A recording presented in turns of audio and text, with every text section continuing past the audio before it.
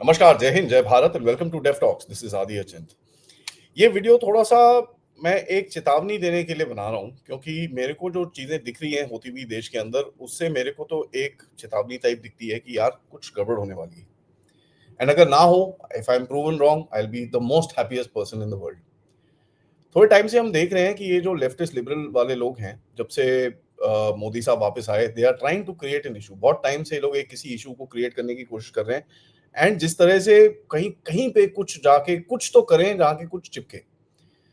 आप देख रहे हैं कि हर चीज का एक प्रोपेगेंडा बनाया जा रहा है, फेक न्यूज इतनी फैलाई जा रही है, it's not even funny to वो पॉइंट। अब आप देख रहे हैं कि वो ग्रॉक को यूज करके, एक्स के जो फैक्ट जो उसका एआई है उसको यूज करके, ये ये लोग बीजेपी और गवर्नमेंट और जो जो नेशनलिस्ट चीजें हैं उनके ऊपर काफी हद तक एक क्वेश्चन बनाने की कोशिश कर रहे हैं। Although these are passing phases, it doesn't really make much of a difference, but आप देखिए किस तरह से फेक न्यूज फैलाई जाती है। और ये जो details by the way share कर रहे हैं, उस वो पूरी तरह से एडिटेड है, क्योंकि आप जाके ग्रॉक को पूछिए दोबारा से वही सवाल, तो आपको दिखेगा असली जवाब क्या है। Anyways, these are online narratives, इसका तो इतना कुछ है नहीं, बट आपको एक चीज ये दर्शाता है कि ऑनलाइन नैरेटिव्स को लेके काफी हद तक ये कोशिश कर रहे हैं कि कुछ चीज फेंके और कहीं पे कुछ चिपके। अगर आप देखें, रोज एक नया मुद्दा लेके खड़े हो जाते थे, रोज एक नया मुद्दा लेके खड़े हो जाते थे। पिछले हफ्ते में जो एक बड़ा सा एक एक, ऑल्दो इतना इंपॉर्टेंट नहीं था कि, लेकिन इनकी एक मंत्री ने हमारे एक क्रिकेटर के ऊपर एक क्वेश्चन किया था। जब वो क्वेश्चन किया था तो उसके ऊपर काफी बवाल उठा, लेकिन उसी दिन एक किसी पार्टी ने एक प्रेस कॉन्फ्रेंस करी थी जहां पर दोबारा से एक अडानी का इशू उठाने की कोशिश हुई थी, लेकिन वो बैठ गया बिकॉज ये वाला काफी आगे चल पड़ा था। मैं आपको बताने के लिए क्या बोल रहा हूं कि ये जो कोशिश है किसी तरह से किसी चीज के ऊपर पकड़ के कुछ अराजकता फैलाने की। अब आते हैं बीच में वक्फ के ऊपर। आप देख रहे हैं कल ऑलरेडी प्रोटेस्ट शुरू हो गए वक्फ के ऊपर, जहां पर AIM, PLB, WPI, welfare party of India, जो पॉलिटिकल विंग है जमात इस्लामी का, स्टूडेंट इस्लामिक ऑर्गेनाइजेशन, काफी सब लोग वहां एक जंतर मंतर में बैठ के इन लोगों ने प्रोटेस्ट करी। ये बेसिकली एक शाहीन बाग टाइप बनाने की एक एक सिचुएशन है। नाउ अगर आप एक और चीज देखेंगे, यहाँ पर जंतर मंतर में बैठ के इन लोगों ने बोला कि साहब हम वक्फ को प्रोटेक्ट करेंगे, और जगमोहन सिंह जो कन्वीनर है सिख पर्सनल लॉ बोर्ड का, वो भी वहां पर बैठा हुआ था, और वहां पर आके नारे वारे लगा रहे हैं, रिलीजियस नारे लगा रहे हैं, और ये ऐसे ऐसे इन लोगों ने वहां पर काम करे। वहां पर एक स्टेटमेंट जो आया कि हम लोग दिल्ली और यूपी के बॉर्डर को ब्लॉक करने के लिए तैयार हैं।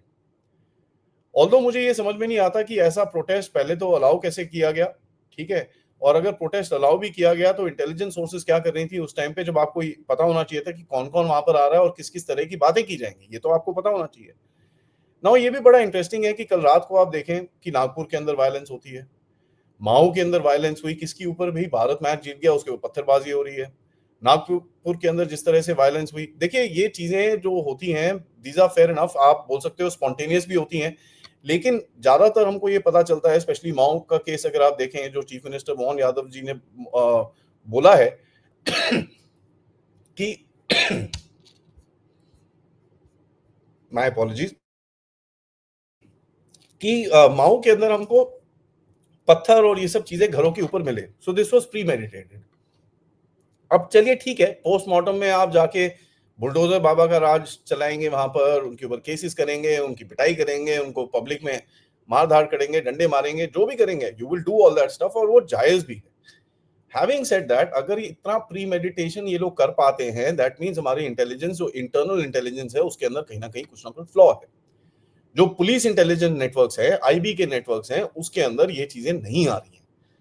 एंड मेरा ये वीडियो बनाने का एक ही रिक्वेस्ट है कि देखिए ये प्रोटेस्ट और ये सब चीजें तो होती रहेंगी, इसके अंदर कोई कोई नई बात नहीं है, लेकिन कहीं ना कहीं इंटेलिजेंस एजेंसीज को इनके अंदर इन्फिल्ट्रेट करके पता करना पड़ेगा इनका एक्चुअल पर्पस क्या है।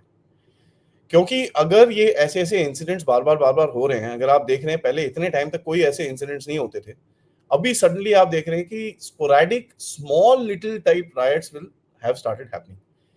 ये एक वार्निंग है, और इस वार्निंग को हमको बड़ा ध्यान से देखना पड़ेगा, क्योंकि कई जो पॉलिटिशियंस भी हैं और कई जो पावर ग्रुप्स भी हैं जो इसके अंदर एक इन्वॉल्व हैं। एंड आप लोग यहाँ देखेंगे कि कई लोगों को एक अपॉर्चुनिटी चाहिए अपनी थोड़ी सी पॉलिटिक्स को चमकाने के लिए। अब आप देखिए, ये जो वक्फ का प्रोटेस्ट हो रहा था जंतर मंतर में, वहां पर आ गए असाउद्दीन ओवैसी साहब और बड़े बड़े नारे वारे दिए। वहां पर आ गई महुआ मित्रा, ठीक है, वो महुआ मित्रा आ गई, वहां पर बड़ी बड़ी बातें करी, लेकिन देखिए ये इतने डम है कि वहां पर इन्होंने, महुआ मित्रा जी ने स्टेटमेंट दिया कि भाई 200 करोड़ मुस्लिम हैं इंडिया के अंदर और कभी भी वक्फ बोर्ड को वो निकालने के लिए कभी वो एक्सेप्ट नहीं करेंगे, और वक्फ बोर्ड के अंदर आप कैसे किसी नॉन मुस्लिम को डाल सकते हो। ठीक है, एसजीपीसी के बारे में बात कर रही थी, लेकिन उन्होंने बोला एसपीजीसी। सो जब आप ऐसे हल्के लोगों को वहां पर लेके आओगे तो यही निकलेगा, and that tells you that this is some sort of affair जहां पर ये पूरा एक इकट्ठा, they are trying to get everybody together so that एक कुछ आवाज उठाई जाए। And that is the point that I am trying to make. जिस तरह से कल नागपुर में इंसिडेंट्स हुए, किस चीज के ऊपर हुए? औरंगजेब के ऊपर। अब वो एक तरफ एक साइड बोलती है भाई औरंगजेब को का जो कबर है उसको हटानी चाहिए, he was a killer, which is absolutely true, और हिस्ट्री के अंदर लिखा हुआ है वो सब चीजें। और दूसरी साइड बोलती है कि नहीं, ऐसे कैसे कर सकते हो, और यहां तक कि आपको बताएं कि कई जगहों के ऊपर औरंगजेब के ऊपर ये लोग काफी कुछ मेमोरियल और ये सब चीजें भी करना चाहते थे। सो उसके ऊपर थोड़े से ऑब्वियसली टेंशन चल रहे थे। These things one must understand, ये कोई रैंडम चीजें नहीं है, these are things being planned all around the country, जहां पर एक तो अटेंशन डाइवर्ट करी जाए मेन सब्जेक्ट में से, दूसरा जो ये वक्फ है इसके ऊपर एक कुछ प्रेशर बनाने की कोशिश की जा रही है, एंड मेन टारगेट वही है।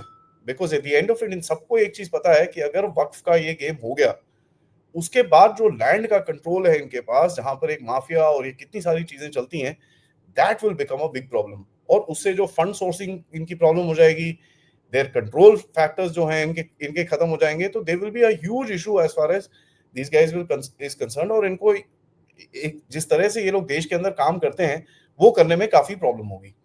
तो एक वो हमको चीज दिखती है। दूसरा, पॉलिटिकली अगर आप देखें कि काफी पॉलिटिकल पार्टीज इसमें इंटरेस्टेड होंगी कि भाई कुछ ना कुछ हो ताकि बीजेपी को थोड़ा हल्का किया जाए, क्योंकि एक तरफ तो 240 पे आके आप बैठे, लेकिन उसके बाद गवर्नमेंट ने काफी स्ट्रॉन्ग एक्शंस लिए हैं। सो जो एक्सपेक्टेड नहीं था, काफी टाइम से वो काफी एनालिस्ट ने बोला कि भाई 240 हो गए, अब तो कुछ भी नहीं होगा, कोई रिफॉर्म नहीं होगा, कोई कुछ नहीं होगा, nothing will be able to be done, क्योंकि इनके पास मेजोरिटी नहीं है। हैविंग सेड दैट, गवर्नमेंट ने काफी स्ट्रॉन्ग स्टेप्स लिए हैं as far as the Waqf is concerned, as far as immigration law is concerned, as far as काफी दूसरी चीजें जो भी हो रही हैं देश के अंदर, these are pretty strong steps जो काफी जो नेशनलिस्ट लोग हैं वो बोलते हैं पहले लेने चाहिए थे। खैर, whatever the case is, now यहाँ पर अगर आप एक और लास्ट में मैं जो चीज बोलना चाहूंगा, और इसके ऊपर मैं थोड़ा सा डिटेल डिस्कशन करा था अनुपम मिश्रा जी से। By the way, this discussion मैंने परसों रिकॉर्ड किया था, सो ऑब्वियसली इसके अंदर नागपुर का रेफरेंस नहीं होगा, बट इसके अंदर होली और बाकी चीजों के बारे में मैंने बात करी है, जिस तरह से देश के अंदर एक नैरेटिव फैलाने की कोशिश की गई थी। होली के अंदर अगर आप देखें देश में जो जिस तरह का सिक्योरिटी सिचुएशन करी थी, पुलिसिंग हुई थी, उसके अंदर आप देखेंगे पूरे देश के अंदर बड़े छोटे छोटे से इंसिडेंट हुए थे, they were not very very big. Having said that, जैसी होली खत्म हुई ये एक बड़ा इंसिडेंट ऑलरेडी हो चुका है। सो होली के टाइम पे जिस तरह से सिचुएशन को टाइट करा था आपने, इंफॉर्मेशन सोर्सेज को आपने ऑन करा था, इंटेलिजेंस को ऑन करा था, ये एक परमानेंसी में तब्दील होना चाहिए। This has to become a permanent feature of the government, नहीं तो boss we will be caught on the back foot. और देखिए जो भी एक्शन आप ले रहे हैं इंसिडेंट होने के बाद, appreciable, fantastic, but we need to come to prevention. ठीक है, ये चीज को होने से पहले रोकने की तरफ हमको जाना पड़ेगा। And please don't take these incidents as individual incidents, जो यहाँ पर एक कुछ वहां पर एक कुछ, ऐसा कुछ नहीं है, these are all connected. And please also understand, ये चीज आपको आपके जो हमसाया मुल्क है सो कॉल्ड, पाकिस्तान ने भी बोली थी, तो पाकिस्तान के नेटवर्क्स भी होंगे जो एक्टिवेट होंगे इस देश के अंदर, क्योंकि उनके देश में आग लगी है, they will try and do this in India. उतना स्केल पे ये लोग कर नहीं पाएंगे क्योंकि हमारी इंटेलिजेंस डज वर्क और प्रिवेंशन बहुत होती है, बट ऐसे भी इंसिडेंट्स को प्रिवेंट करना और ऐसे भी ये जो सोशल अफेयर्स है इनको प्रिवेंट करने के ऊपर भी थोड़ा कंसंट्रेशन करना पड़ेगा।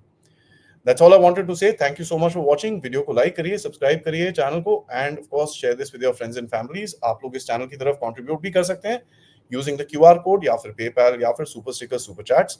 3:15 हम मिलेंगे अनुपम मिश्रा जी से, जैसे मैंने आपको बताया एक अच्छी कॉन्वर्सेशन उनके साथ है, एंड रात को लाइव शो होगा कर्नल अजय रायना के साथ, क्योंकि हमारे नेबरहुड में एक जंग शुरू होने वाली है। नमस्कार, जय हिंद, जय भारत।